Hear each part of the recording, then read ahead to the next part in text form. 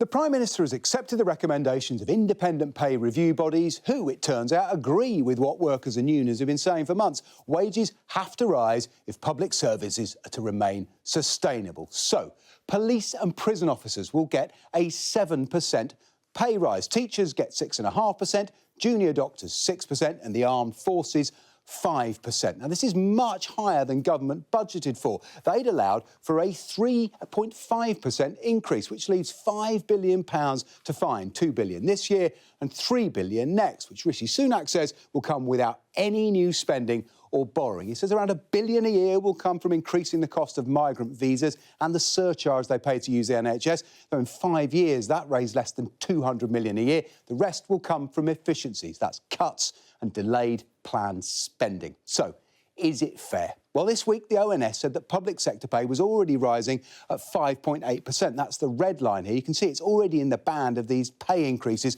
which we've shaded in blue. But it's still below the private sector pay average of 7.7% here in yellow and well under inflation, still running at 8.7%. Well, what does that mean for the cost of living?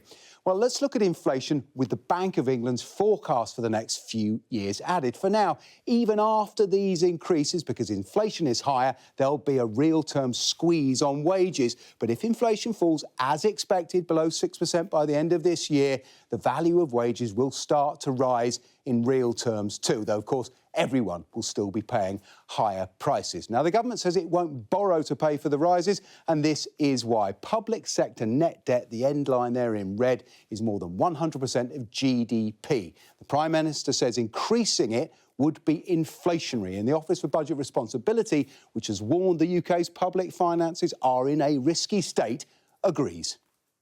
The context in which this Chancellor is working is much more challenging. He's got a much higher level of debt, and the interest on that debt is rising, and it's rising rapidly. And that's eating into his room for manoeuvre, that's eating into the fiscal space he has to deal with these pressures on the public finances.